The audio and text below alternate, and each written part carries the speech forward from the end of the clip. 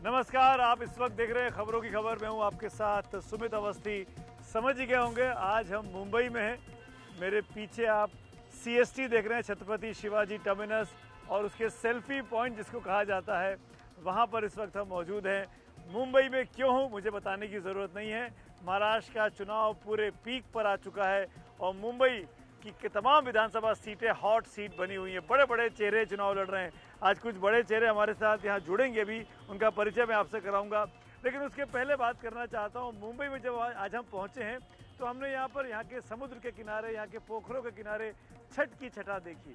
ऐसा कहा जाता था कि बिहार में छठ होती है, लेकिन मुंबई की छठ का आज मैंने अपनी आंखों से पहली बार देखा और लगा नहीं कि मैं किसी ऐसी जगह पे हूँ जो जहाँ पे बिहार के लोग ना हो। भरे पड़े थे जुहू के समुद्र के तट। वो तस्वीरें आप देखिएगा। बिहार में बिहार के लोग और पूर्वी उत्तर प्रदेश के लोग बड़ी संख्या में मुंबई में रहते हैं जो छठ का पर्व मनाते हैं, और ये लोग मुंबई के और महाराष्ट्र के बहुत इम्पोर्टेंट वोटर्स भी हैं। तो इनको लुभाने के लिए राजनेताओं ने, पॉलिटिकल पार्टीज़ ने बहुत सारे पोस्टर, बैनर, इंतजाम भी कर रखे थे। घाटों पे हमने देखा, समुद्र तट पे हमने देखा, बहुत अच्छे इंतज़ाम देखे गए, लेकिन भीड़ बहुत बड़ी संख्या में थी। हज़ारों की संख्या में श्रद्धालु मौजूद थे जो डूबते सूरज को अर्घ दे रहे थे, और कल सुबह उगते सूरज को फिर अर्घ देंगे, वहाँ पे इकट्ठे होंगे। तो महाराष्ट्र, मुंबई जो कि देश की आर्थिक राजधानी है, वहाँ पे छठ की छटा खूब बिखरी है। कल सुबह की तस्वीरें जब उगते सूरज की आएंगी वो भी आपको दिखाएंगे। लेकिन आपको बता दें, चुनावों में इन बिहार से आए हुए लोगों को या उत्तर प्रदेश से आए हुए लोगों को या महाराष्ट्र के मूल लोगों को उनको इग्नोर करना किसी के लिए भी आसान नहीं है। इसीलिए अब चुनावी छटा पे बात कर लेते हैं। छठ की छटा आपको बहुत दिखाई। महाराष्ट्र में सत्तारूढ़ गठबंधन जो है महायुति का, उसका मुकाबला महाविकास आघाड़ी से हो रहा है। महाविकास आघाड़ी की सरकार थी, लेकिन जानते हैं जिस तरीके से शिवसेना में टूट हुई, एनसीपी में टूट हुई, वो सरकार चली गई। एकनाथ शिंदे नए मुख्यमंत्री बने, दो डिप्टी सीएम हैं बीजेपी के, देवेंद्र फडणवीस, और उनके साथ है अजीत पवार जो कि असली एनसीपी के हैं। इन तमाम मुद्दों पर बात करेंगे। हमारा सबसे बड़ा मुद्दा आज बिहार महाराष्ट्र के इसी महासंग्राम पे है, जहाँ पर आज दोनों घटकों की तरफ से बहुत सी स्कीम्स का अनाउंसमेंट किया गया है। सवाल यही है कि इतनी फ्री की रेवड़ियाँ जो बांटी जा रही है, इसके लिए खजाने में कितना पैसा है सरकार के, उस पर बात करेंगे। अब दूसरे बड़े मुद्दे की बात करता हूँ। खबरों की खबर में दूसरा बड़ा मुद्दा होगा अमेरिका का। ट्रंप साहब चुनाव जीत गए हैं और जैसा कि उनकी आदत रही है दुनिया के कोतवाल बन के रहने की, क्या डोनाल्ड ट्रंप इस बार भी दुनिया भर में तमाम मुल्कों पर अपना दबदबा बनाएंगे? कैसे संबंध होने वाले हैं उनके रूस के साथ, कोरिया के साथ, इजराइल के साथ और भारत के साथ, उस पर हम बातचीत करेंगे। क्या भूमिका में रहने वाले डोनाल्ड ट्रंप अपने सेकंड और ऐतिहासिक जीत के बाद? आज हम खबरों की खबर में तीसरा बड़ा मुद्दा भी आपको बताने वाले हैं, और वो है जम्मू कश्मीर से जुड़ा हुआ। 370 की गूंज फिर से सुनाई दे रही है। जम्मू कश्मीर में अभी चुनाव खत्म हुए, नेशनल कॉन्फ्रेंस और कांग्रेस की सरकार बनी, उमर अब्दुल्ला मुख्यमंत्री बने, वहाँ पर विधानसभा बहाल हुई। विधानसभा की शुरुआत से ही 370 का मामला गरमाया हुआ है। आज सरकार ने, नेशनल कॉन्फ्रेंस की सरकार ने, पीडीपी ने और कश्मीर के तमाम दलों ने मिलकर 370 को दोबारा बहाल करने को लेकर एक रेजोल्यूशन कल जो पास किया था, उस पर आज विधानसभा में बहुत हंगामा हुआ है। बीजेपी के लोग नहीं चाहते कि ये प्रस्ताव सदन से पास होकर दिल्ली तक जाए। बीजेपी इसका पुरजोर विरोध कर रही है। काफ़ी धक्का मुक्की, काफ़ी ज़्यादा मार्शल को वह एक्टिवेट करना पड़ा। उस खबर पर भी नज़र हम डालेंगे। तो ये तो बात हुई आज की तीन बड़ी कहानियों की जो आज खबरों की खबर में हम जिस पर फोकस करने वाले हैं। तो सबसे पहले बात आते हैं आज की बड़ी स्टोरी पर, जो कि महाराष्ट्र की है। महाराष्ट्र में 288 सीटें हैं। जैसा कि मैंने कहा, महागठबंधन है महायुति के बीच और महाविकास आघाड़ी के बीच, उनके बीच आमने सामने का मुकाबला है। 20 तारीख को सभी 288 सीट पर वोट डाले जाएंगे। 23 तारीख को काउंटिंग होगी और 26 तारीख के पहले, 26 नवंबर के पहले यहाँ की विधानसभा का गठन होना है। तो 72 घंटे में तय होगा नतीजे आने के बाद कि किसकी सरकार बन रही है, या ये राज्य एक बार फिर राष्ट्रपति शासन की तरफ जा रहा है। हम आपको बता दें बड़े नेताओं के क्या प्लान है। सबसे शुरुआत करना चाहूँगा महायुति के नेताओं के प्लान के साथ। बीजेपी की तरफ से प्रधानमंत्री नरेंद्र मोदी स्टार प्रचारक हैं। उनकी पहली रैली होगी पहली रैली अकोला में होनी है 8 नवंबर को, और प्रधानमंत्री 8 से 14 नवंबर के बीच राज्य के अलग अलग इलाकों में 11 रैलियां करने वाले हैं। गृह मंत्री अमित शाह भी राज्य का दौरा करेंगे। उनकी करीब 20 रैलियां अगले 2 हफ्तों में होने वाली हैं। उत्तर प्रदेश के मुख्यमंत्री योगी आदित्यनाथ तीसरे बड़े चेहरे हैं बीजेपी के महायुति के, वो करीब 22 रैलियां करने वाले हैं। और वैसे ही बीजेपी के अध्यक्ष जेपी नड्डा साहब की भी 13 रैलियां होंगी। तो बीजेपी ने बहुत बड़ा प्लान बनाया है अपनी सरकार एक बार फिर से यहाँ पर आ सके। अगर कांग्रेस की बात की जाए तो कांग्रेस ने अपने स्टार प्रचारकों में अध्यक्ष मल्लिकार्जुन खड़गे के साथ साथ राहुल गांधी के पास जिम्मेदारी सौंपी गई है, जो लोकसभा में विपक्ष के नेता हैं। प्रियंका गांधी भी वायनाड से निकलकर महाराष्ट्र आने वाली हैं, दौरा करेंगी। मल्लिकार्जुन खड़गे 13 नवंबर से 5 दिन के लिए यहीं स्टेशन होने वाले हैं, लगातार रैलियां करेंगे। मुंबई में रहकर महाराष्ट्र के तमाम इलाकों का दौरा करेंगे। राहुल गांधी 12, 14 और 16 नवंबर को रहने वाले हैं। प्रियंका गांधी 13 और 16 से 17 नवंबर को यहाँ रहने वाली है। 13, 16 और 17 3 दिन वो देंगी, महाराष्ट्र में चुनाव प्रचार करेंगी। तो मतदाताओं को लुभाने के लिए दोनों तरफ से जो दोनों बड़ी पार्टियां हैं उनका पूरा ध्यान लगा हुआ है, क्योंकि यूपी के बाद महाराष्ट्र ही सबसे बड़ा राज्य है जहां से सबसे अधिक सांसद चुनकर आते हैं, और उसके बाद विधानसभा के सबसे अधिक एमएलए चुनकर आते हैं। एमएलसीज भी यहाँ पर है, यहाँ पे तो विधान परिषद भी है। इसीलिए महाराष्ट्र और देश की आर्थिक राजधानी है। जो मुंबई जीत लेता है वो कॉरपोरेट जगत पर उसका शासन हो जाता है, उसका शासन देश की बड़ी बड़ी खेल जगत की प्रतिभाओं के जो संगठन है उनके ऊपर हो जाता है। इसीलिए मुंबई जीतना, महाराष्ट्र जीतना इन दोनों धड़ों के लिए, महायुति महागाड़ी के लिए बहुत ज़रूरी है। दोनों तरफ से मतदाताओं को लुभाने के लिए बड़ी बड़ी गारंटीज का अनाउंसमेंट किया गया है। क्या है वो गारंटी और खजाने में कितना पैसा है उस पर हम बात करेंगे। पहले गारंटीज क्या आई हैं उस पर नजर डाल लेते हैं। ये तो ट्रेलर है, पिक्चर अभी बाकी है।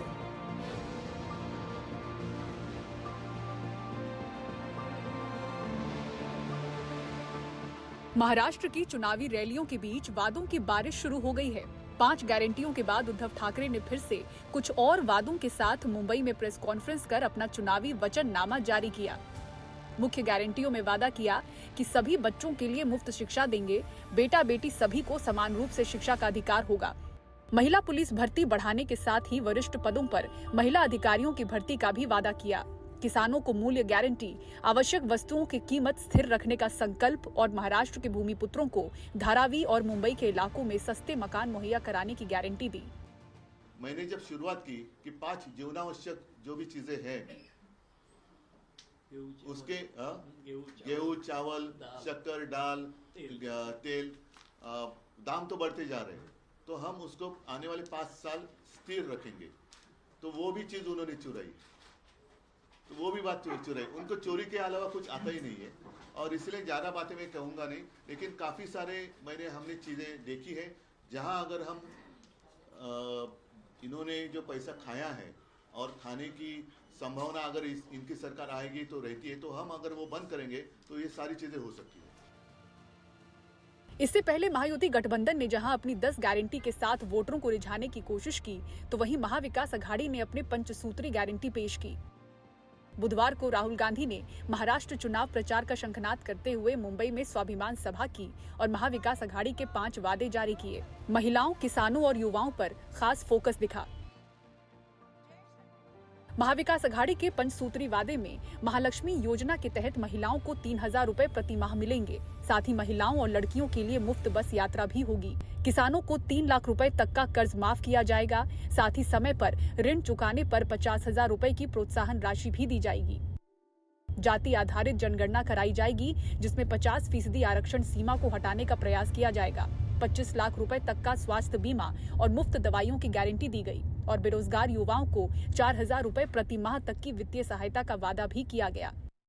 इंडिया गठबंधन आपको मैसेज देना चाहता है कि कुछ भी हो जाए, संविधान को कोई नहीं छुएगा, कोई नहीं खत्म कर पाएगा। इंडिया गठबंधन एक साथ खड़ा है, हिंदुस्तान की जनता एक साथ खड़ी है। हम इसको कभी खत्म नहीं होने देंगे। इसके पहले मंगलवार को कोल्हापुर में महायुति गठबंधन ने अपनी 10 गारंटी जारी की। शिंदे सरकार ने लाडली बहन योजना की रकम 1500 से बढ़ाकर 2100 रुपए करने का वादा किया। साथ ही महिला सुरक्षा के लिए पुलिस बल में 25,000 महिलाओं की तैनाती का वादा हुआ। किसानों को कर्ज माफी की गारंटी दी गई और किसान सम्मान योजना के तहत हर साल 12,000 की जगह 15,000 करने का वादा किया गया। साथ ही एमएसपी पर 20% सब्सिडी की गारंटी दी। वृद्धावस्था पेंशनधारियों को हर महीने 1500 से बढ़ाकर 2100 रुपए करने का वादा किया गया। आवश्यक वस्तुओं की कीमतों को स्थिर रखने का वचन दिया गया। 25 लाख रोजगार और 10 लाख छात्रों को प्रशिक्षण और 10,000 हर महीने शिक्षा भत्ता देने का वादा किया गया। आंगनबाड़ी और आशा वर्कर को 15,000 रुपए वेतन और बीमा सुरक्षा देने की गारंटी दी। ग्रामीण भागों में 45,000 कनेक्टिंग सड़कों को जोड़ने का वादा किया। बिजली बिल में 30% कटौती का वादा किया और सरकार बनने के बाद इस विजन महाराष्ट्र 2029 को 100 दिन के भीतर पूरा करने का संकल्प लिया। पहले तो मनाले ये काय 1500 रुपए भीख देता है का 1500 लाडली बहन योजना का मजाक उड़ा रहे थे विरोधी दल। 1500 से क्या होगा? मेरा वादा है योजना कभी बंद नहीं होगी। सरकार बनते ही कई और अहम फैसले पूरे होंगे। गठबंधनों के बीच इस चुनावी जंग में लड़ाई अपनी अपनी साख बचाने की भी है, इसलिए दलों ने भी अलग से अपने वचन पत्र जारी किए हैं। महायुति की साझेदार अजित पवार की एनसीपी ने महायुति की गारंटी दोहराने के साथ ही अपने 50 से ज्यादा सीटों के लिए अलग अलग वादे रिलीज किए। हर सीट के लिए एक, खासतौर से बारामती को लेकर अपने अगले 5 साल का रोड मैप उन्होंने बयां किया। गारंटी दी कि आने वाले 5 सालों में बारामती को स्पोर्ट्स हब बनाएंगे, जिसमें world class sports club, boxing, कुश्ती जैसे खेलों के लिए इंफ्रास्ट्रक्चर विकसित किए जाएंगे। साथ ही कृषि आधारित 5,000 सूक्ष्म और लघु उद्योग शुरू करवाने का काम होगा। बारामती एयरपोर्ट को आधुनिक बनाकर रात में भी विमान उतरने लायक बनाने की गारंटी दी गई। साथ ही लॉजिस्टिक पार्क बनाने का भी वादा हुआ ताकि बारामती उद्योग का केंद्र बने और लोगों को रोजगार मिले। गारंटी दी कि बारामती को सोलर सिटी बनाएंगे। बारामती में कैंसर अस्पताल का निर्माण भी कराने का वादा हुआ, क्योंकि बारामती के लोगों को कैंसर के इलाज के लिए पुणे और मुंबई जाना पड़ता है। इसके अलावा एनसीपी ने धान किसानों को 25,000 रुपए प्रति हेक्टेयर बोनस देने का भी आश्वासन दिया। बारामती में इस बार फिर से पवार वर्सेस पवार है, इसलिए बड़ा फोकस अपने क्षेत्र पर अजित पवार ने बनाए रखा। बारामती का वोटर ही हमारा परिवार है, तो क्या करें, वो हमें जिता के देंगे ऐसा मुझे पूरा भरोसा है। दूध का रेट भी इंसेंटिव उसमें दिया है, बिजली मुफ्त की है 3 हाउस पावर, 5 हाउस पावर और 7.5 हाउस पावर के लिए। ऐसे बहुत से ये हमारी लाडली बहना तो बहुत ही हमारे लोकप्रिय हुई है महाराष्ट्र में। हमने अलग अलग सेक्टर के लिए भी बहुत कुछ डिसीजन ये गवर्नमेंट एकनाथराव शिंदे जी, देवेंद्र जी में जब चला रहा था तो हमने उसमें लाया है। चुनाव में मतदाताओं को लुभाने के लिए वादे तो पहले भी किए जाते रहे हैं, लेकिन अब तो सरकारी खजाने लुटाने का चलन चल पड़ा है। सवाल है इसके लिए पैसे कहां से आएंगे और रेवड़ी बांटने की राजनीति देश को कहां ले जाएगी। मुंबई से अपने सहयोगी पूजा भारद्वाज और कैमरामैन प्रवीण रोहित साथ सुनील सिंह, एनडीटीवी इंडिया। घटकों ने चाहे महायुति हो या महाअघाड़ी बहुत बड़ी बड़ी योजनाओं की घोषणा कर दी है। किसानों के लिए, महिलाओं के लिए, युवाओं के लिए बहुत सारे पैसे देने की बात कर दी है। 8 लाख करोड़ के कर्ज में महाराष्ट्र ऑलरेडी चल रहा है। इसके लिए पैसा कहां से आएगा, ये बहुत बड़ी बात है। इस पर हम बातचीत करेंगे। कुछ खास मेहमान मेरे साथ हैं, परिचय करा देता हूं। मेरे साथ मुमरा देवी कॉन्स्टिट्यूंसी के दोनों जो बड़े कैंडिडेट हैं, महायुति की तरफ से शायना जी, आपका बहुत बहुत स्वागत है। शायना एनसी को हम अक्सर देखते रहते हैं, भारतीय जनता पार्टी का पक्ष रखती रही है, लेकिन यहाँ पर उम्मीदवार हैं शिवसेना की, इसीलिए शिवसेना का पटका उनके गले में है। और अमीन पटेल साहब, आपका बहुत बहुत स्वागत है।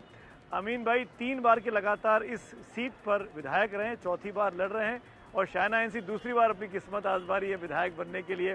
दोनों को मेरी शुभकामनाएं हैं। 23 तारीख का नतीजा बताएगा। आप दोनों के साथ बातचीत करूं उसके पहले 8 लाख करोड़ की बात जब लाडली बहना योजना की घोषणा की गई थी महायुति के द्वारा, सरकार के द्वारा, तो महाविकास अघाड़ी ने सवाल खड़े किए थे कि क्या चल नहीं पाएगा, सरकार के पास पैसा नहीं है। अब खुद महाअघाड़ी ने 3,000 रुपये देने की बात कर दी बहनों को। तो खर्चा कहाँ से आएगा, पैसा कहाँ से आएगा? जब ये सवाल आज उद्धव ठाकरे साहब से पूछा गया तो सुनिए उन्होंने क्या कहा। ये तो बात सही है कि बहुत सारी चीज़ें महाविकास आघाड़ी का जो मैनिफेस्टो है उसमें जो आई है वही हमने दी है, लेकिन साथ ही साथ कुछ अलग बातें जिसके ऊपर हमें ऐसे लगा कि ध्यान देने की आवश्यकता है वो भी हमने इसमें डाली है। और जैसे मैंने कहा कि जो भी हम कहते हैं वो करते हैं।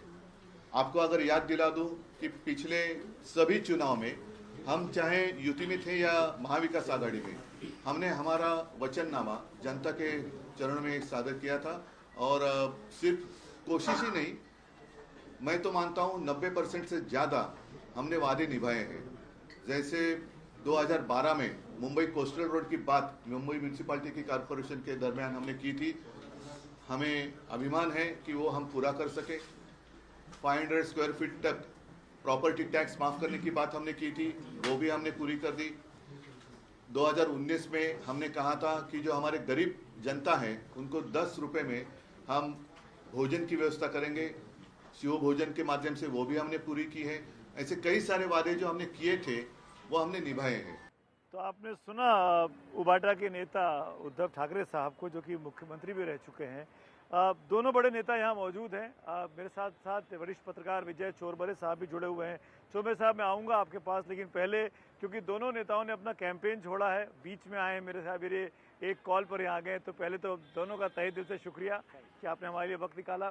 मेरा पहला सवाल आपसे यही अमीन भाई, क्योंकि आप तो सत्ता पक्ष में हैं, सरकार है, मैं आपसे आगे पूछता हूँ, इतनी सारी चीज़ें फ्री में देने की घोषणा आप लोगों ने कर दी है, कहाँ से लाएंगे? कोई प्लान तो बताया नहीं है, पैसे कहाँ हैं? आपके पास तो 8 लाख करोड़ का ऑलरेडी खर्चा चल रहा है। देखिए, आपकी बात सही है कि पिछले दिनों में जिस तरह से सरकार चलाई गई है उसमें इतना बड़ा कर्ज हो गया है सरकार के ऊपर, महाराष्ट्र के ऊपर, मगर इसको प्रोविजंस करके आज हमने जो महालक्ष्मी स्कीम में 3,000 रुपये देने की बात की है, जो हमारी बहुत बड़ी स्कीम जो आने वाली, जो महात्मा ज्योतिबा फुले में जो 5 लाख का इंश्योरेंस है एक पर फैमिली, उसको 25 लाख रुपया पर फैमिली हमने देने की बात की। और ये मुद्दा मैंने आज नहीं बल्कि 4 महीने पहले जब इसको 5 लाख किया गया था, जब मैंने असेंबली में उठाया था कि ये इंश्योरेंस पॉलिसी है, तो हम उसको, क्योंकि एक फैमिली को 25 लाख रुपये हम नहीं देंगे, हम उनका इंश्योरेंस करें जो फैमिली को ज़रूरत लगेगी।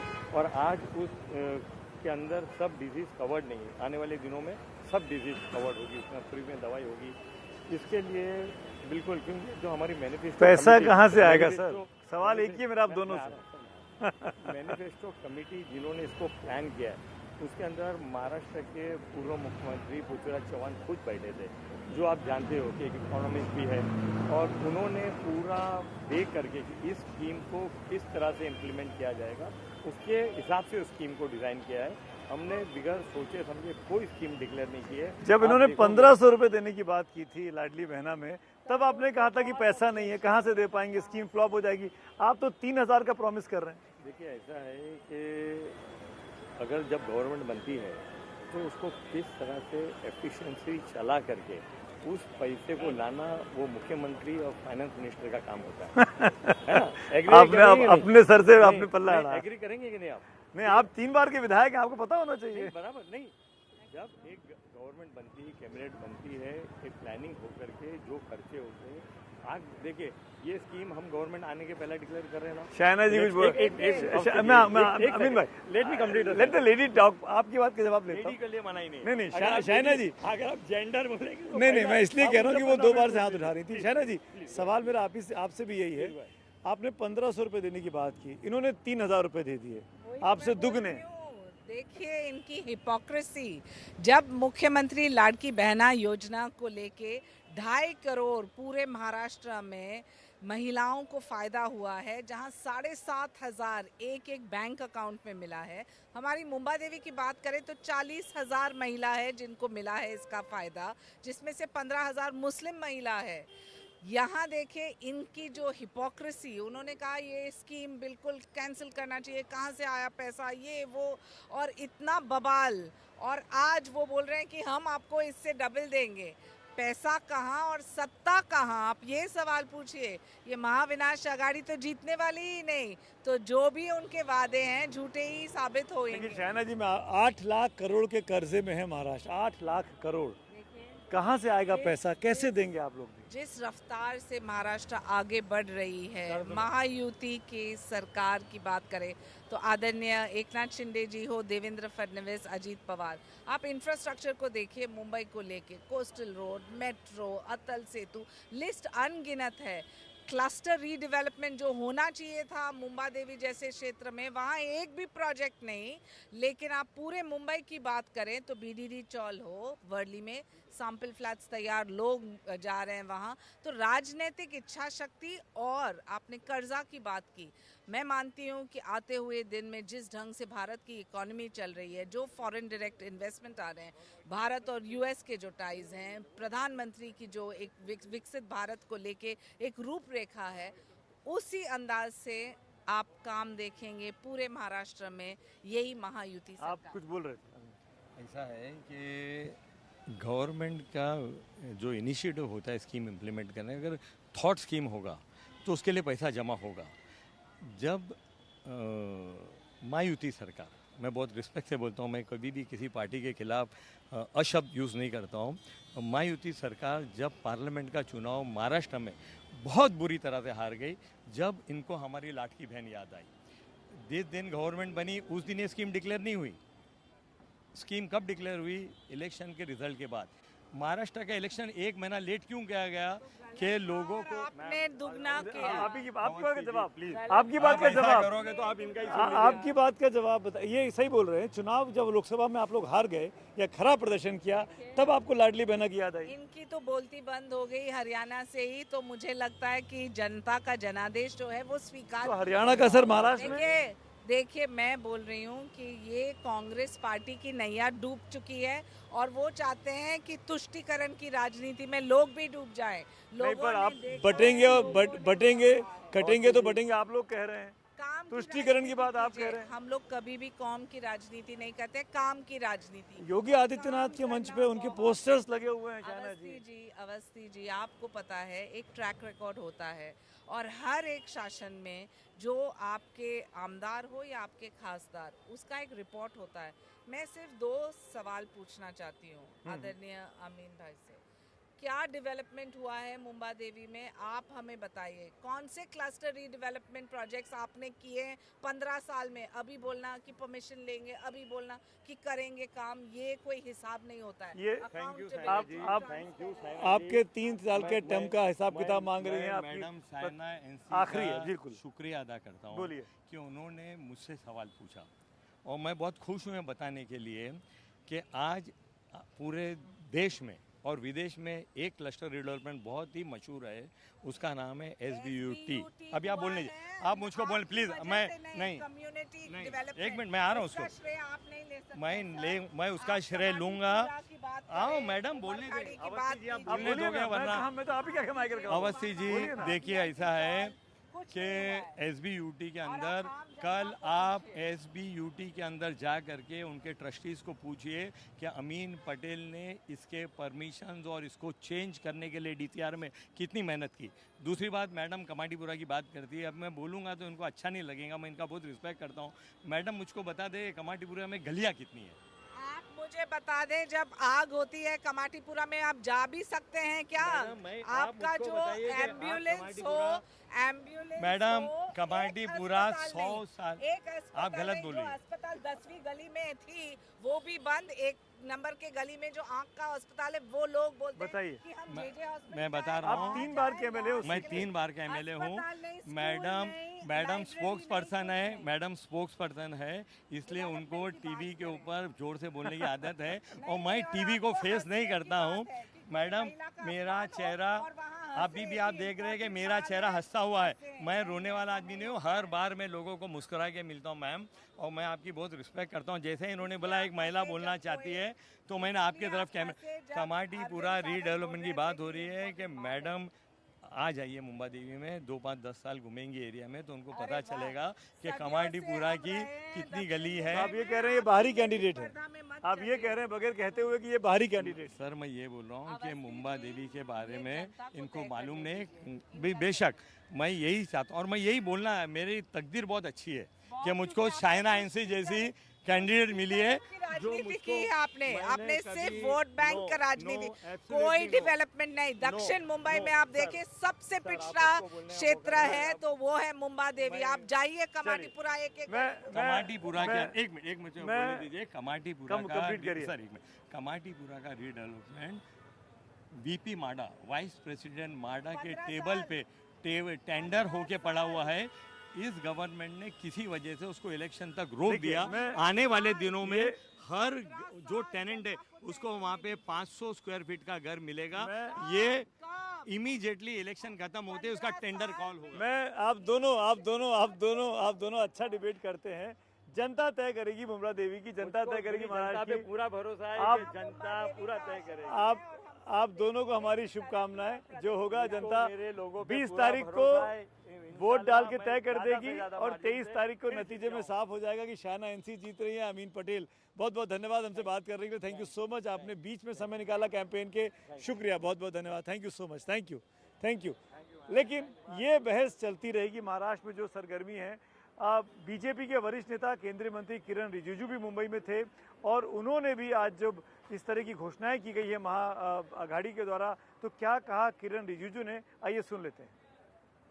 लाडली बहना योजना मैं जहां पे गया हूं, महाराष्ट्र के खास करके बहनाओं के बीच में इतना पॉपुलर है, तो इसको और बढ़ाने के लिए भी घोषणा कर दिया है। तो इसी संदर्भ में मैं कहना चाहता हूं कि इसको देखते हुए कांग्रेस पार्टी और वो जो दूसरे दल है, उन्होंने भी कुछ वादा करने का कोशिश किया है। कोई विश्वास नहीं करेगा। तो सुना आपने, किरण रिजिजू ने कहा कि विपक्ष पर हमला किया। हमने सोचा कि राजनेता के तो अपने अपने दावे होते हैं, जानकारों से मान लिया जाए कि ये जो रेवड़ियां बांटी जा रही हैं, स्कीम्स के नाम पर पैसे बांटने की बात की जा रही है, इसमें कितना नुकसान होगा, कितना घातक साबित हो सकता है। एस बालाकृष्णन है जो कि कार्यकारी संपादक हैं, वरिष्ठ पत्रकार हैं फ्री प्रेस जर्नल के। उनसे सुनते हैं, उनसे जानते हैं कि आखिरकार ये मुफ्त पैसा बांटने की योजना है, इससे कितना फायदा होगा या कितना नुकसान होगा। पॉलिटिशियन जो है वो सिर्फ चुनाव तक उनका सीमित है, उनका विजन जो है उसके आगे कोई सोचता नहीं है। आपको लगेगा आपको 3,000 रुपया मिलेगा, 5,000 रुपया मिल गया, फिर बाद में आगे क्या? कहीं तो somebody has to pick up the bill। कोई तो, सब लोग फुकड़ में खाना खाते हैं, कोई तो बिल भरना पड़ेगा। तो ये बहुत बड़ा डेंजरस पॉलिसी जो है महाराष्ट्र सरकार का। ये पहला शुरुआत हुआ था तमिलनाडु में, उसके बाद अभी फिर बाद में दिल्ली में, अभी हर राज्य में ये रेवड़ी का जो कल्चर जो है, रेवड़ी का पॉलिटिक्स जो है वो शुरू हो गया है। लेकिन इसका लॉन्ग टर्म जो नुकसान जो है अभी नहीं पता लगेगा, बाद में पता लगेगा। जिस तरह से लाडली बहन की योजना जब महाराष्ट्र में लागू हुई, कई लोगों ने आरटीआई से सवाल भी पूछा था कि इसकी एग्जैक्टली हमको जानकारी दें। तो वित्त विभाग ने कहा था कि अभी तक इस योजना को अंतिम रूप नहीं दिया गया है, यानी सरकार के पास भी निश्चित तौर पर डाटा नहीं है। निश्चित तौर पर जिस तरह से लाखों करोड़ का कर्जा बढ़ रहा है, कोई ठोस प्रावधान नहीं है कि पैसा कहाँ से आएगा, कैसे उसको हम लोग डिस्ट्रीब्यूशन करेंगे। तो कहीं ना कहीं तो जो अलग अलग योजनाएं होती है उसमें कहीं ना कहीं तो कटिंग करके, फंड को डाइवर्ट करके इस तरह की योजनाओं को लागू किया जाता है। राज्य की सालाना आय जो है, इनकम, वो 5 लाख करोड़ 10,000 कुछ तो है, और खर्चा जो है पूरा सरकार चलाने का खर्चा, जिसमें वेतन से लेके सारी चीज़ें आ गई, वो है 6 लाख करोड़ से ज़्यादा। तो पहले ही हम 1,10,000 करोड़ के घाटे में हैं। ये घाटा कैसे दूर किया जाए, इसका कोई प्रावधान नहीं है, इसका कोई विचार भी नहीं है। लेकिन अब उसके आगे चल के चुनाव जीतने के लिए ये सारे फंडे जो है लोगों को बताए जा रहे हैं कि ये हमें, आप हमको ये, आपको हम ये मुफ्त देंगे, वो मुफ्त देंगे। इससे स्टेट के ऊपर, जो राज्य के ऊपर जो बर्डन बढ़ेगा, इसमें जनता को ही सफ़र होना है, जनता को ही ये सारा झेलना है, क्योंकि राज्य तो नोट नहीं छाप सकता। मुझे लेखक व्यंग्यकार शरद जोशी की एक लाइन खाली याद आ गई कि माले मुफ्त दिले बेरहम, यानी मुफ्त का माल है, बेरहमी से उड़ाइए, किसी की अपनी जेब से तो जा नहीं रहा है।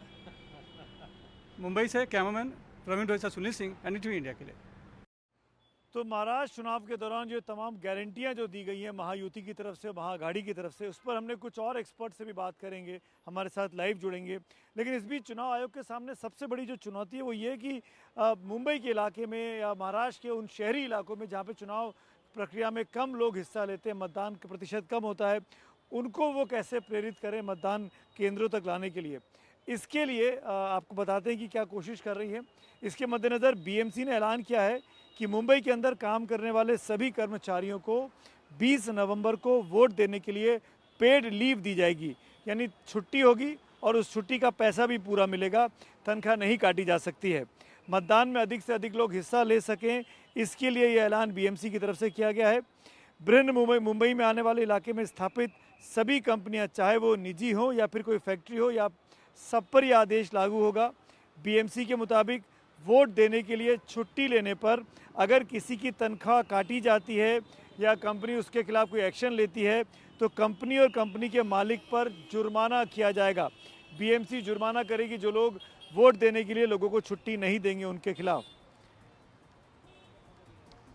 मुंबई की अगर बात करें तो मुंबई में 2014 के मुकाबले 2019 के विधानसभा चुनाव में मतदान 1.5% कम हो गया था। 2014 में मुंबई में 53% मतदाताओं ने वोट डाले थे। मुंबई की मैं पूरी ज़िले की बात कर रहा हूं। वहीं 2019 में यह आंकड़ा घटकर 51.5% रह गया था।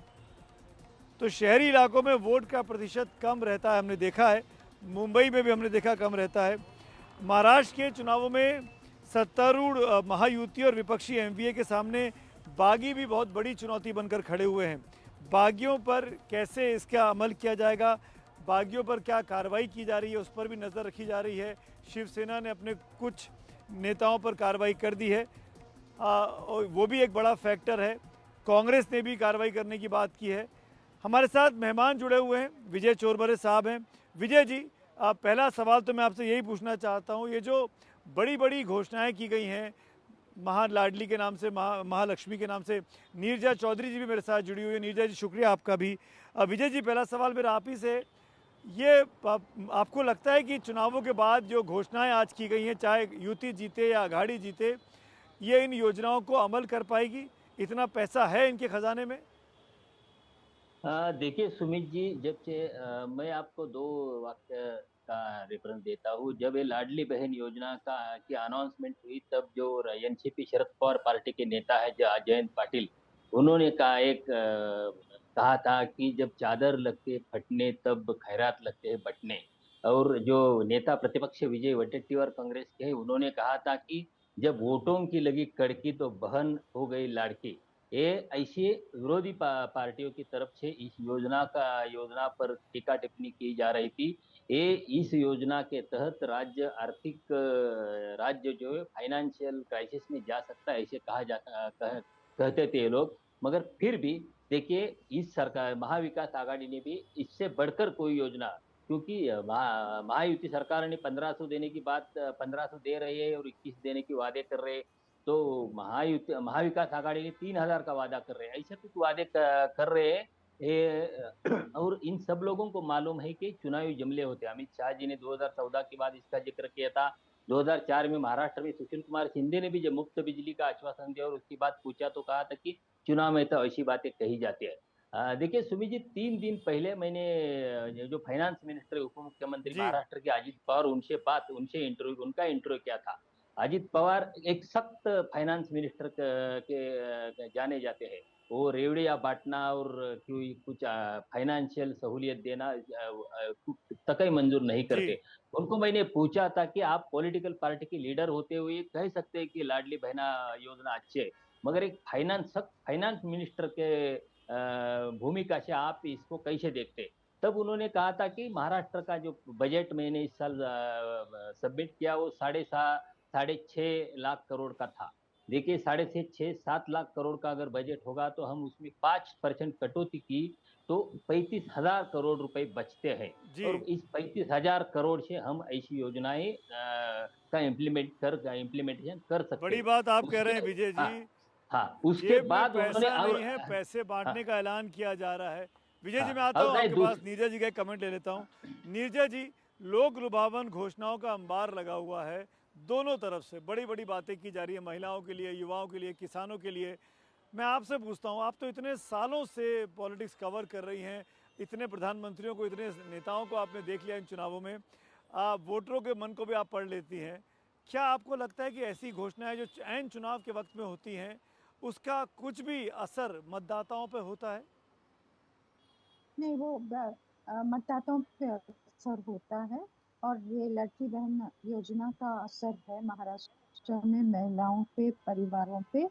अगर माना जाए इश्यू है, अगर सिंप्लीफाई किया जाए तो एंटी इनकम्बेंसी वर्सेस लड़की बहना योजना, जो कि महायुति मानती है कि गेम चेंजर हो सकता है, क्योंकि महिलाओं, मैं इस समय औरंगाबाद में हूँ, मराठवाड़ा में, और लोग महिलाओं को हाथ में चाहे 3,000 गया है, 4,500 गया है, 7,500 गया है, लेकिन ये भी आवाज अब सुनने को मिल रही है कि महिलाएं पूछ रही हैं कि चुनाव के बाद क्या ये कंटिन्यू करेगा, क्या पैसा कहाँ से आएगा। जो लोग ICDS प्रोग्राम चलाते हैं उसमें कटौती हो रही है, ये कहा जा रहा है कि सैलरीज कटेंगी।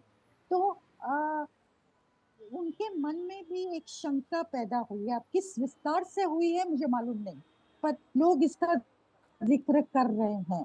तो लेकिन गेम चेंजर है तो यही है महायुति के लिए, और वो जानते भी हैं।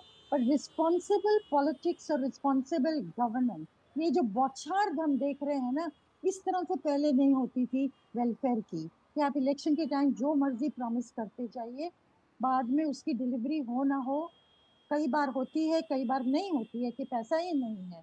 तो मुझे लगता है ये एक रिस्पॉन्सिबल पॉलिटिक्स का हिस्सा होना पड़ेगा कि पैसा कहाँ से आएगा। अगर आप प्रॉमिसेस कर रहे हैं तो पैसा कहाँ से आएगा। ये बहुत तो इम्पोर्टेंट बात जो आपने भी बोली नीरजा जी, लोगों को विश्वास ही नहीं होता। रिस्पॉन्सिबल पॉलिटिक्स का हिस्सा होना होगा। मैं माफी के साथ आपको बीच में टोक रहा हूँ नीरजा जी, लेकिन ये बिल्कुल। मानते हुए नहीं कि तो ये लोगों का समझते हुए विश्वास कि नहीं। हमारे देश के जो पॉलिटिशियंस हैं वो इस तरीके से, जिसको आप कह सकते हैं कि अप्रत्यक्ष तौर पर जो वोट खरीदने की एक कोशिश होती है, ये ठीक नहीं है। जनता को स्वावलंबी बनाया जाए, वो अपनी रोजी रोटी कमाएं, उनको इतनी ताकत दी जाए कि वो अपने दम पर अपने पसंद की चीज़ें खरीद सके। इस तरह की नीतियों की आवश्यकता होती रही है। मुफ्त की चीज़ें सबको अच्छी लगती हैं, लेकिन मुफ्त की चीज़ें बहुत ही खतरनाक साबित हो सकती हैं, अर्थव्यवस्था को खोखला कर देती हैं। विजय जी, नीरजा जी, शुक्रिया अपने इस बेहतरीन इनपुट्स के लिए। आप लोगों से बात कर कर हमेशा कुछ सीखने को मिलता है। तो महाराष्ट्र में महासंग्राम पूरे चरम पर है, लेकिन महाराष्ट्र का चुनाव भले ही अभी शबाब पर आ रहा है, अमेरिका का चुनाव निपट चुका है। अब बढ़ते हैं आज की दूसरी स्टोरी पर, और वो है अमेरिकी चुनावों की। डोनाल्ड ट्रंप दूसरी बार ऐतिहासिक जीत के साथ अपनी सरकार में वापसी कर रहे हैं। रिपब्लिकन पार्टी की सरकार 4 साल के अंतराल के बाद फिर बनने वाली है। 20 जनवरी को, जैसा कि अमेरिका में नियम है, 4 नवंबर को पोलिंग होती है और 20 जनवरी को नया राष्ट्रपति शपथ लेता है। तो 20 जनवरी 2025 को डोनाल्ड ट्रंप राष्ट्रपति पद के तौर पर अपनी जिम्मेदारियों को संभाल लेंगे। उनकी नीतियां क्या होने वाली हैं, कितना प्रभावित करेंगी, बाइडेन सरकार की जो नीतियां थी, खासकर विदेश नीति के मामले में, अर्थनीति के मामले में, रोजगार के मामले में, उससे कितना बदलाव अमेरिका में आने वाला है, दुनिया की पॉलिटिक्स में आने वाला है, ये बहुत इंटरेस्टिंग होगा देखने के लिए। ये साफ है कि अगले 4 साल के लिए अमेरिका में नेतृत्व का चेहरा ही नहीं, चाल और चरित्र भी अब बदल जाएगा। ये नेतृत्व ऐसी किसी नीति या संधि की परवाह नहीं करता है जो अमेरिका को विदेश के मोर्चे पर फंसा कर रखे। और ये मैं क्यों कह रहा हूँ, डोनाल्ड ट्रंप के पूरे चुनाव अभियान को देखें तो ये साफ है कि मेक अमेरिका ग्रेट अगेन, ये नारा उन्होंने दिया। इस वादे के साथ सत्ता में आए ट्रंप घरेलू मोर्चे पर बहुत सारे बड़े बदलाव करने वाले हैं। अमेरिका के घरेलू बदलाव दूसरे देशों को भी काफ़ी हद तक प्रभावित करेंगे। इसके अलावा ट्रंप के राष्ट्रपति बनने से वर्ल्ड ऑर्डर कैसे प्रभावित होगा, उसकी विदेश नीति दुनिया के देशों को किस तरीके से प्रभावित करेगी, इस पर भी खूब चर्चा हो रही है। एक संकेत साफ दिख रहा है कि अमेरिका के सहयोगी देशों के लिए आने वाले दिन मुश्किल भरे हो सकते हैं, और उसकी एक वजह है कि अमेरिका अब दुनिया के पुलिसमैन की भूमिका से थकता दिख रहा है। 1945 में दूसरा विश्व युद्ध खत्म होने के बाद से अमेरिका दुनिया के कोतवाल की भूमिका निभाने में कभी पीछे नहीं रहा, लेकिन चुनाव प्रचार के दौरान डोनाल्ड ट्रंप के भाषणों से साफ लगा कि सत्ता में आने पर वो दुनिया के सभी गैर ज़रूरी युद्धों से अमेरिका को पीछे खींच लाएंगे। ट्रंप कारोबारी हैं, अमेरिका को एक बड़ी कंपनी की तरह देखते हैं, और जिसमें सबसे पहला और सबसे बड़ा फ़ायदा वो अमेरिका को देखते हैं, उसके नागरिकों का देखते हैं। उसकी कीमत पर दूसरों को नुकसान से उन्हें कोई खास मतलब नहीं रहता, यानी वो सिर्फ अपने फ़ायदे की बात करते हैं। तो सिलसिलेवार तरीके से बात करते हैं। पहले रूस और यूक्रेन का युद्ध। अपने प्रचार अभियान के दौरान ट्रंप ने कई बार कहा कि वो रूस और यूक्रेन का युद्ध एक दिन में ख़त्म कर सकते हैं। उनसे जब पूछा जाता था कि वो ये कैसे करेंगे, तो उन्होंने संकेत दिया कि किसी डील के ज़रिए, लेकिन वो डील क्या होगी इसका खुलासा उन्होंने कभी नहीं किया। तो दुनिया के नक्शे पर ट्रंप के राष्ट्रपति बनने का असर रूस और यूक्रेन पर दिखने की उम्मीद करनी चाहिए, लेकिन कैसे? ट्रंप के 2 पूर्व राष्ट्रीय सुरक्षा प्रमुख अपने एक रिसर्च पेपर में कह चुके हैं कि अमेरिका को यूक्रेन को हथियारों की सप्लाई जारी रखनी चाहिए, लेकिन कीव के सामने इसके साथ ही शर्त रखनी चाहिए कि वो रूस के साथ शांति वार्ता शुरू करे। रूस को शांति की ओर खींचने के लिए अमेरिका समेत पश्चिम देश ये वादा कर सकते हैं कि वो यूक्रेन को नेटो में शामिल करने की जल्दबाजी नहीं करेंगे। ट्रंप पर वैसे उनके विरोधी डेमोक्रेट्स ये आरोप लगाते हैं कि वो पुतिन से ज़्यादा करीबी रखते हैं और उनकी ये करीबी यूक्रेन को आत्मसमर्पण के लिए मजबूर ना कर दे और यूरोप को खतरे में ना डाल दे। अब देखना यह है कि ट्रंप के पूर्व सुरक्षा सलाहकारों ने जो लिखा है वो ट्रंप की अपनी सोच से कितना मेल खाता है। ट्रंप अमेरिका को सबसे पहले रखने की नीति नेटो का भविष्य भी तय करेगी। ट्रंप दुनिया के तमाम मोर्चों में अमेरिका को उलझे देखना नहीं चाहते। ऐसे में दूसरे विश्व युद्ध के बाद बने नेटो की भूमिका कैसे बदलेगी? क्या ट्रंप अमेरिका का नेटो से बाहर खींच सकते हैं? ये देखना दिलचस्प रहेगा। नेटो एक तरह से पूरे पश्चिमी देशों की रूस के खिलाफ तैयार की गई ढाल है, जो अब चीन के प्रभुत्व का मुकाबला कर रही है। नेटो में शामिल देश अब इस सामरिक संगठन को लेकर चिंतित होंगे। अमेरिका का एक और लगातार बना हुआ दर्द है पश्चिम एशिया। ट्रंप ने यहाँ भी शांति स्थापित करने का वादा किया है। शांति तभी स्थापित होगी जब गाजा में इजराइल हमास युद्ध खत्म हो, लेबनान में इजराइल हिजबुल्ला युद्ध खत्म हो। ट्रंप कई बार ये दोहरा चुके हैं कि अगर बाइडेन की जगह वो राष्ट्रपति होते तो हमास कभी इजराइल पर हमला ही नहीं कर पाता, क्योंकि वो ईरान पर इतना दबाव डालते कि वो हमास को फंड ही ना करे। इसका मतलब ये है कि ट्रंप एक बार फिर अपनी पुरानी नीति पर लौटेंगे, जिसमें उनकी पूर्व की सरकार ईरान के साथ परमाणु समझौते से पीछे हट गई थी। इजराइल के प्रधानमंत्री बेनियामिन नेतन्याहू ट्रंप को व्हाइट हाउस में इजराइल का सबसे अच्छा दोस्त बता चुके हैं। हमास से संबंध रखने वाले अरब देशों के नेताओं के साथ ट्रंप के रिश्ते अच्छे रहे हैं। अब देखना है कि पश्चिम एशिया को लेकर ट्रंप की नीतियां क्या रहती हैं। अमेरिका के सामने पिछले कुछ दशकों में चीन सबसे बड़ी सामरिक आर्थिक चुनौती के बनकर खड़ा हुआ है। ट्रंप ने राष्ट्रपति रहते चीन को अपना सामरिक प्रतिद्वंदी बताया था और अमेरिका में चीन की कई वस्तुओं के आयात पर टैक्स कर काफ़ी बढ़ा दिया था। चीन के साथ ट्रंप का रिश्ता इस बात से भी समझा जा सकता है कि कोविड महामारी के दौरान उन्होंने कोविड को चाइनीज़ वायरस बताया था। चीन को लेकर बाइडेन प्रशासन चौकन्ना रहा है, लेकिन ज़्यादा आक्रामक नहीं। ये अलग बात है कि ट्रंप सरकार के दौरान चीन पर लगाए गए कई टैक्स बाइडेन प्रशासन में भी बने रहे। ट्रंप ये साफ कर चुके हैं कि वो निर्माण के क्षेत्र में कोई कसर नहीं छोड़ेंगे। अमेरिका में नौकरियां जाने को लेकर वो चीन पर भी निशाना साधते रहे हैं। ट्रंप को लेकर ताइवान भी चिंता में रहेगा, क्योंकि ट्रंप ने खुलकर ये सवाल उठाया कि क्या अमेरिका को चीन के खिलाफ ताइवान की रक्षा करते रहनी चाहिए। ऐसा लगता है चीन को काबू में रखने के लिए अमेरिका की सामरिक साझेदारियों को मजबूत करने की बाइडेन की नीति ट्रंप से बिल्कुल अलग साबित हो सकती है।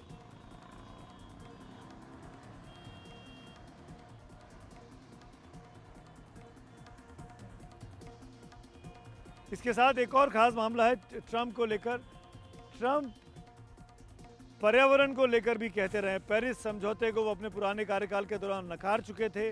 वो ये कहते हैं कि अगर दुनिया का तापमान बढ़ रहा है, उसकी अगर ग्रीन लेयर कम हो रही है, तो उसके लिए विकसित देश नहीं विकासशील देश जिम्मेदार हैं और उन पर वो उसके लिए अतिरिक्त बोझ डालना चाहते हैं, भारत ब्राज़ील जैसे देशों पर। लेकिन क्या ट्रंप की ये जो अदाएँ हैं, ये जो कोतवाल बनने की भूमिका है, ये और कड़ी होने वाली है? इसी मुद्दे पर बात करते हैं। मेरे साथ मेहमान है स्वस्ति राय जी। आपका स्वागत है स्वस्ति, एक बार फिर से इस चर्चा में हमारे साथ जुड़ने के लिए। पहला सवाल यही है, ट्रंप टेम्परामेंटल है, हम सब ने देखा है। ट्रंप अनप्रिडिक्टेबल है। ट्रंप का जो नीतियां हैं वो अमेरिकी विदेश नीति जो रही ट्रंप के पहले 2016 के पहले, उससे बिल्कुल अलग रही, चाहे वो रिपब्लिकन रहे हों चाहे वो डेमोक्रेट रहे हों। तो क्या आपको लगता है कि सेकेंड टेन्योर में विदेश नीति के संदर्भ में आपका ध्यान सबसे अधिक ट्रंप की किस बात की ओर रहेगा? नमस्कार सुमित जी, और आपके सवाल के लिए धन्यवाद। बहुत अच्छा प्राइमर आपने दिखाया। अभी मैं उसको बड़े गौर से सुन रही थी और आपने बड़े पेचीदगी से सारे जो कॉम्प्लेक्स लेयर्स हैं उनको आपने अनरावल किया। तो ग्लोबल पॉलिटिक्स को लेके ट्रंप का क्या व्यू रहेगा, पर्सपेक्टिव। बिल्कुल ये सब लोग इस पे सोच रहे हैं। मेरे अनुसार देखिए, एक तरफ हालांकि एक इलेक्शन, अगर आप इलेक्शन रेटरिक को देखें तो इलेक्शन रेटरिक जो था, कैंपेन जो रेटरिक था, वो ये था कि ट्रंप ने अपने आप को प्रॉब्लम सॉल्वर की तरह से दिखाया और ये बताया कि जो बाइडेन एडमिनिस्ट्रेशन था या जो डेमोक्रेट्स हैं वो बेसिकली प्रॉब्लम मेकर्स हैं, क्योंकि डेमोक्रेट्स जो है वो वॉर शुरू करते हैं दुनिया भर में कई जगह। They are the ones who want to paint the rest of the world in the image of America.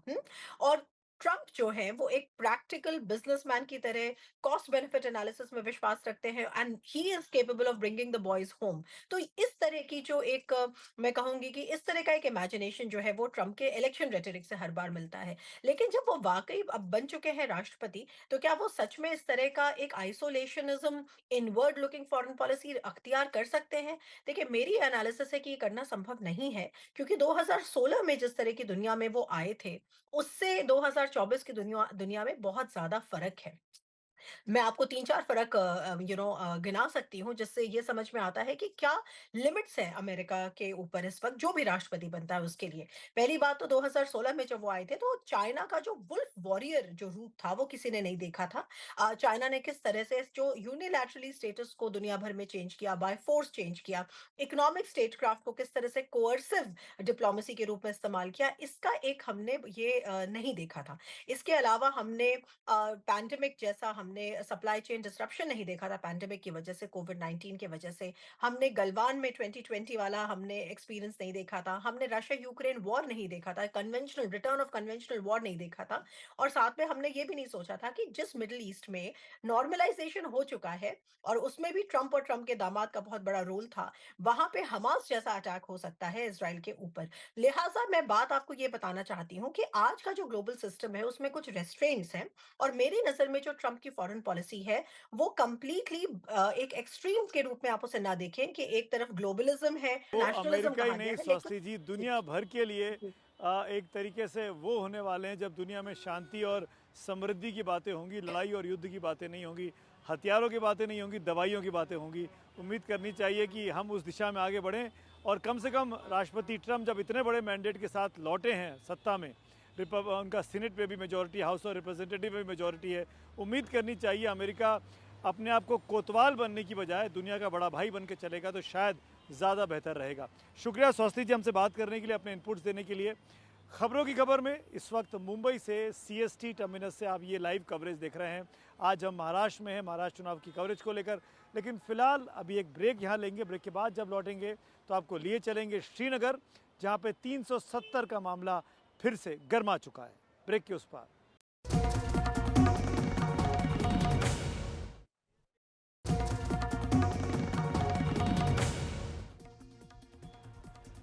फिर आप सबका स्वागत है मुंबई के CST टर्मिनस, इस ऐतिहासिक और सुंदर बिल्डिंग के सामने से हम इस वक्त लाइव हैं।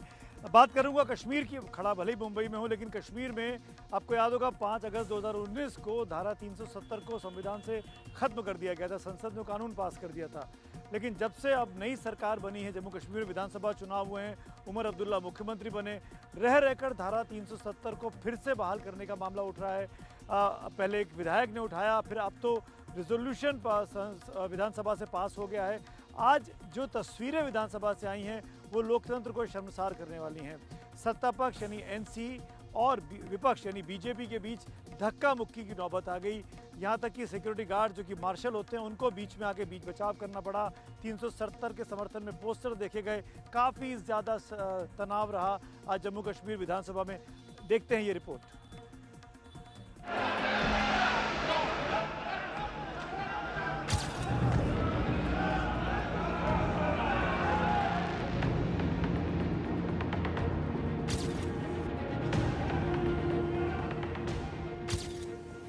ये भारत का संविधान है, इंडियन कॉन्स्टिट्यूशन, जिसको हम पूजते हैं, जिसको हम माथे से लगा के, हर एक एक शब्द हमारे लिए लास्ट ट्रूथ है इसमें।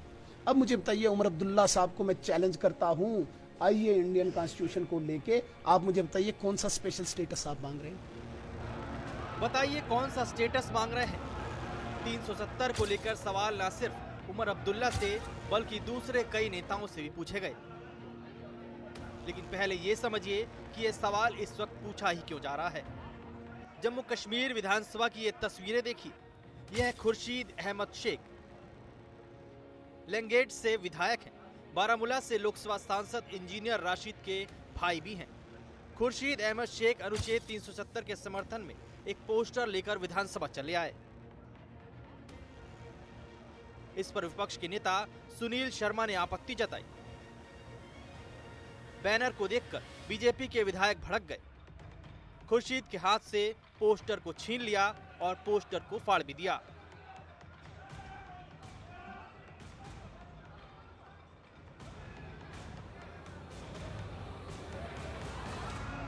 इस दौरान विधानसभा में हाथापाई हुई, जबरदस्त हंगामा भी हुआ। विधायक खुर्शीद अहमद आर्टिकल 370 की वापसी का जो बैनर लेकर आए थे, उस पर लिखा था, हम अनुच्छेद 370 और 35A की बहाली चाहते हैं।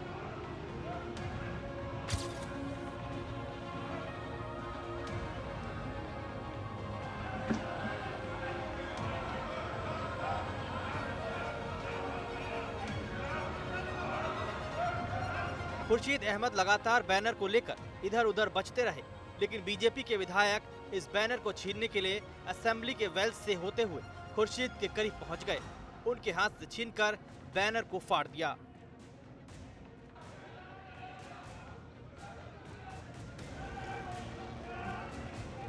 इसी दौरान नेशनल कॉन्फ्रेंस के कुछ विधायक खुर्शीद के समर्थन में बीजेपी विधायकों के साथ धक्का मुक्की करते दिखे। हंगामा बढ़ता देख सदन स्थगित किया गया और मार्शलों ने बीजेपी विधायकों को सदन से बाहर निकाल दिया। आरोप है कि बीजेपी के कुछ विधायक घायल भी हो गए।